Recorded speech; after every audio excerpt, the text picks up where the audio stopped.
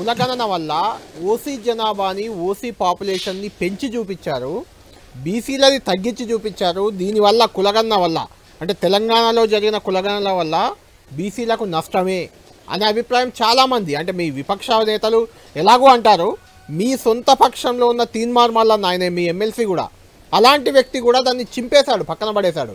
అంటే ఈ కులగణనను మధుయాష్కి సమర్థిస్తున్నారా? ఇందులో సంఖ్య కరెక్ట్ అనుకుంటున్నారా మీరు?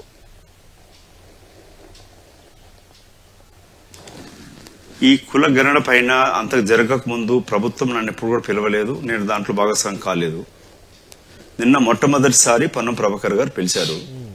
గతంలో జానారెడ్డి గారు పోయినారు, ఆయనకు సంబంధం వాళ్ళది ఎట్లా ఈ విధంగా దీంట్లో బీసీ వెల్ఫేర్ సంబంధం నాకు అర్థం కాలే.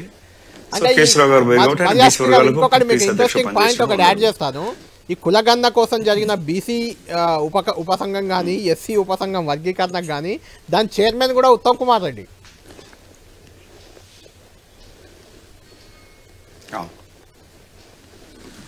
ఉపసంఘం ఒక ఎత్తు. ఈ కులగణన జరగక ముందు ప్రొఫెసర్ మురళీ మనోహర్, విశ్వేశ్వరరావు గారు, తిరుమలి, మిగతా జస్టిస్ ఈశ్వరయ్య గారు, కంచయ్య గారితో కూడా కొన్ని బీసీ సంఘాలతోటి ప్రభుత్వం సంప్రదింపులు చేసినట్టు చూసినాము, విన్నాం, కనబడింది. అక్కడ క్వశ్చనర్ కూడా తయారు చేసారు వీళ్ళు. అందులో కె రాజు గారు కూడా కీలకంగా పనిచేసినాడు. సో కులగణన జరగక ముందు క్వశ్చనర్ తోటి తీసుకొచ్చి వాలంటరీగా ఇన్ఫర్మేషన్ ఇచ్చినట్టు ఏ విధంగా చేయాలని దాంతో ఒక ఎత్తు.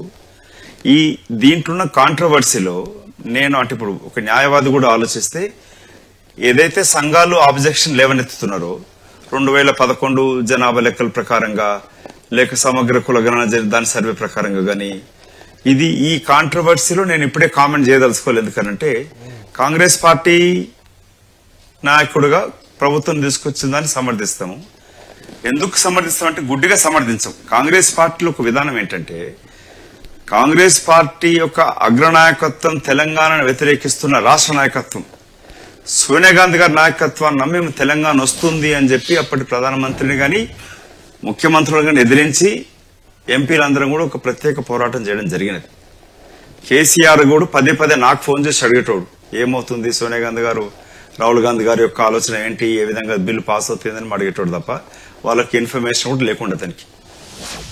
సో నేనేం చెప్తున్నానంటే కాంగ్రెస్ పార్టీది రాహుల్ గాంధీ గారి యొక్క ఆదేశానుగుణంగా జరుగుతున్న కుల గణన సర్వే.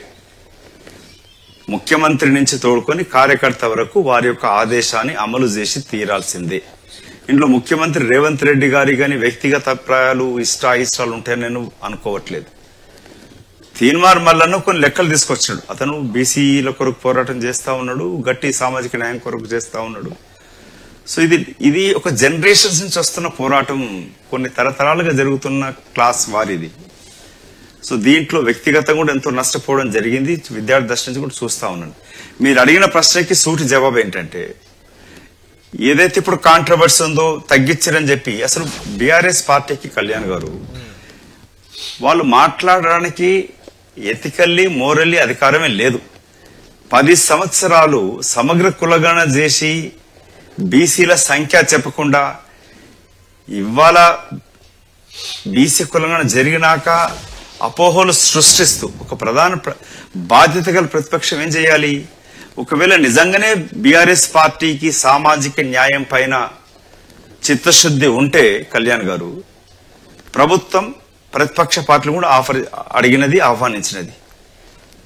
10 సంవత్సరాలు మంత్రిగా పనిచేసిన కేటీ రామారావు గారు గాని వాళ్ళ పార్టీ గాని తాము సమగ్ర కులగణన చేసిరు కదా, సర్వే చేసిరు కదా. They can is a party president, vice president ఉన్నాడు, అతను ఎమ్మెల్యేగా ఉన్నాడు. దే కెన్ పార్టిసిపేట్ ఇన్ ప్రభుత్వం తోటి పార్టీ తోటి కట్ అయిందా వాయిస్? కట్ మాట్లాడండి మధుయాష్కి గారు. ఓకే, मेरा వాయిస్ मेरे को सुना आ रहा है, వస్తుందా? మాట్లాడండి. Fine fine. నో ఇది ఇప్పుడు మొన్న రాహుల్ గాంధీ గారు ఒక బడ్జెట్ స్పీచ్ మీరుంటే యూపీఏ ప్రభుత్వం గాని లేక ఎన్డీఏ ప్రభుత్వం గాని ఉద్యోగ కల్పనలో మనం సమగ్రంగా కల్పించలేకపోయినాం, విఫలమైనమని చెప్పి ఒప్పుకుంటూనే అధికార పార్టీకి ప్రధానమంత్రికి తన యొక్క సర్వీసెస్ ఆఫర్ చేస్తూ ఏ విధంగా ప్రతిపక్ష కాంగ్రెస్ పార్టీ చేయూతనివ్వగలుగుతుంది యువతకు ఉద్యోగ కల్పన కొరకు అని చెప్పి అడగడం జరిగింది. అట్లాగే కేటీ రామారావు గారు ఇవాళ అతను పార్టిసిపేట్ చేయకపోవడం కాకుండా ఇవాళ రెచ్చగొడుతూ రాజకీయ లబ్ధి కొరకు పోరాటం చేస్తున్నారు తప్పితే అసలు వాళ్ళకి సామాజిక న్యాయం, బీసీలకు న్యాయం చేకూరుతామని చెప్పడమే అత్యంత దారుణమైన స్టేట్మెంట్ అతను ఇస్తా ఉన్నాడు.